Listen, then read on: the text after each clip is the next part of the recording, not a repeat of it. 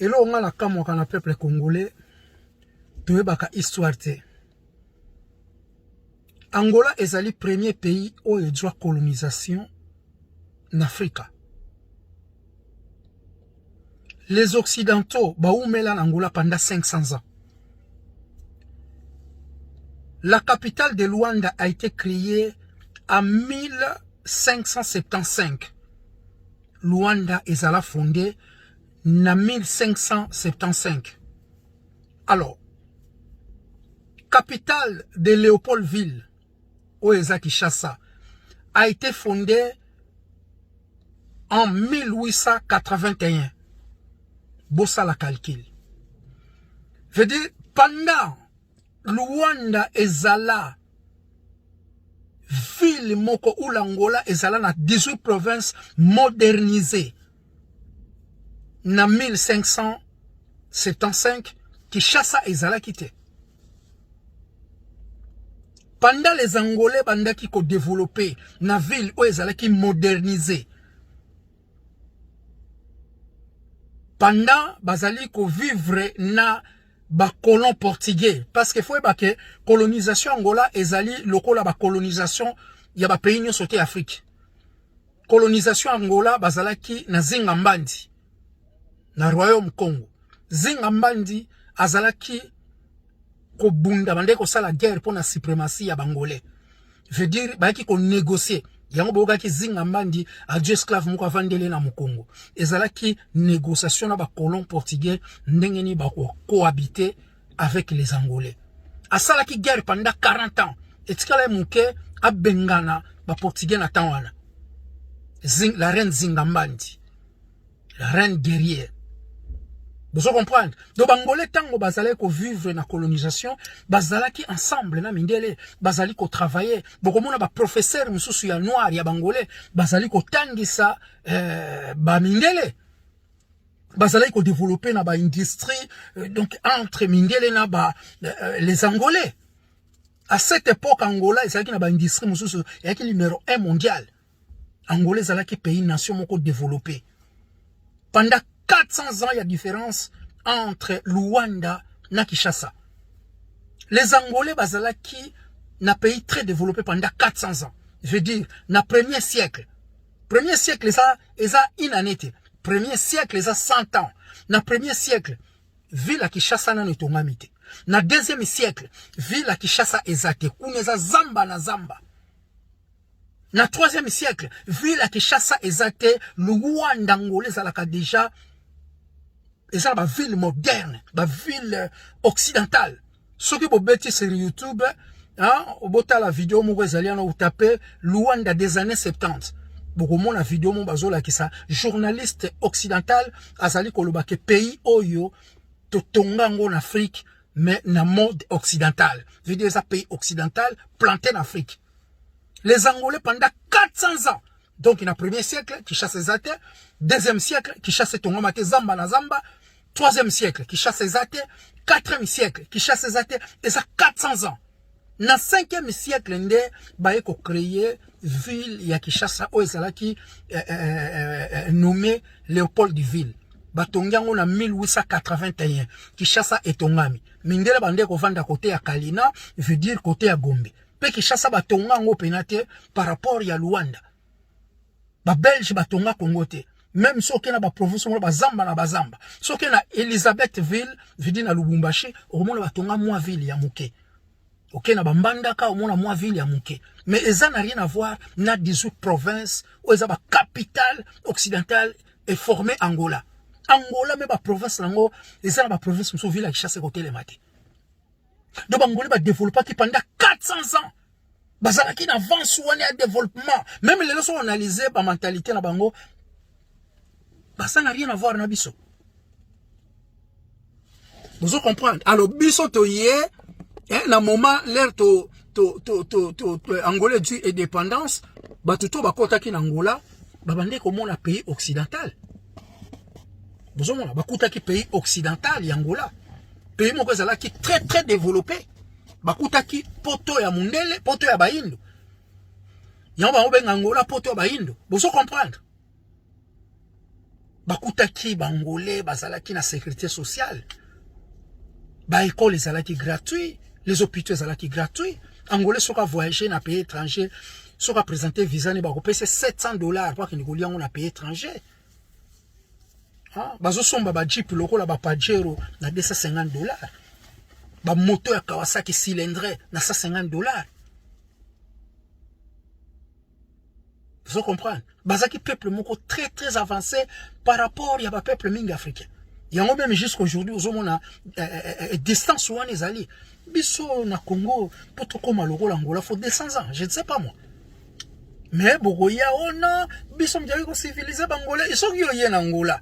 Okuti pays moko poto. Ba Mercedes c'est ça la ka taxi gratuitement ils allaient ko déplacer ba peuple angolais. Ba Land Rover à danger sika, ba bisa sika.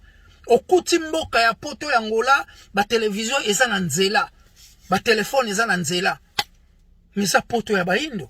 Eza te soki yo ye o pakoli ambi, hein, nenge bozali ko lobo bazaki na ba loto non, bangolais bazana ba loto te. So muta du trace peut-être asokola ki ma océan et tumbie poso parce que ma océan na mungwa. Kolobate ke Congolais yaki afongoli bangolais misu au Congolais ko développer yemo avec na retard. 400 ans ya différence. Pendant 400 ans bangolais bazo denda na ba ville moko modernisé, biso tozaki na ba brousse, tozaki na bazamba. Jusqu'aujourd'hui hein, Congo ba belge batonga ngote, eza bazamba na bazamba. Tapez sur YouTube Zezin au Congo. Bokomona na ba province na bazamba batu baza tilelo na ba se ya brousse sans condition banzeleza te. Pendant 400 ans, les Angolais, baso vivre dans un pays moko occidental. Mundela boula kita ko tika mboka wana. Basali ko développer ngo, mais avec les Angolais, avec les Fox. Angola a développé. Façon ka gouverner mboka Angola, ah, mona biso to zanga na ba bateau rapide. Ba canot rapide pour traverser na Congo makambo mingi ezate. Tolinga les Américains, mais les Américains, depuis aussi longtemps, bazali ko assassiner ba Congolais ko kota biso ba politique moi Côte d'Ivoire et pour là. Congolais, faut ça la keba. Na ko se compara kana bangolais te Angolais so atomboka ko kanga 5 pays d'Afrique na force de frappe. Bazana armée ko bunda 50 ans. Kuna bana gouvernement, botalaka budget ya Angola comparant na ya Congo, n'a rien à voir. Vous comprenez? Botika masolo na bazombo, il n'y a pas de bazombo. Il y a Makela du Zombo, municipalité de Makela du Zombo. Eza municipalité na province ya Wish. Eza kombo ya bangolete, ibozo ya bangolete, bazombo. Eza kombo ya fosa la idiot pour que nous benga ba congolais ba matadi. Ou bien benga bango ba mbujimai, ou bien ba lubumbashi fosa la tiol.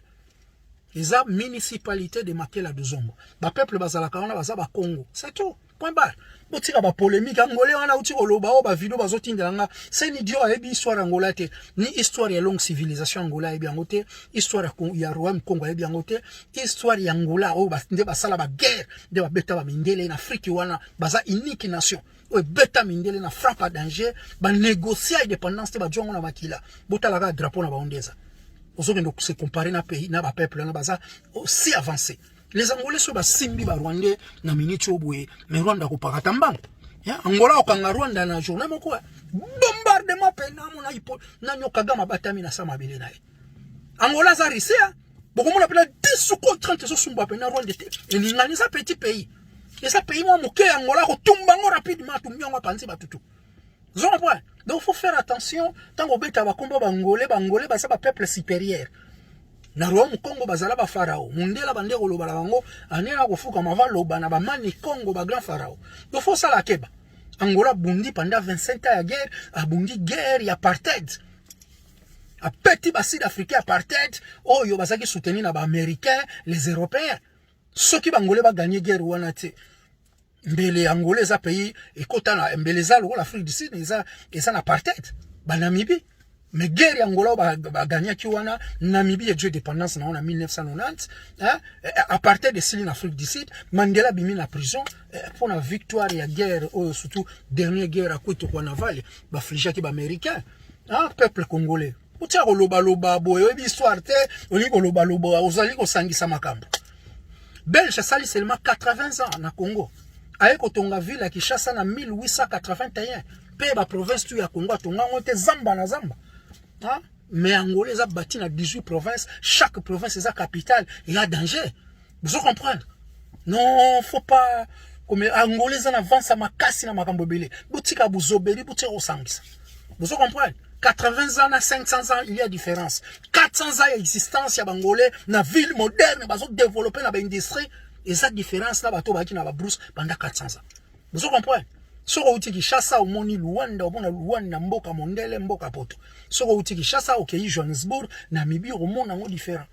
Vous comprenez? Pays Angola, batongango, le rôle pays occidental. Luanda, des vieilles villes parmi, il y a des villes belles, ça dans l'Occident. Et Tongabi na 1575. Botala ba ville mingi à l'Occident, et Tongaba na néolate. Na discutant ba Suisse, ba singa geno, ba ville musu na tawana ezakite, awa na Suisse. Otep. Vous en avez un peu mal au bêta masolo avril. Botika ka critiquer Bangolais de temps en temps, Bangolais basaline.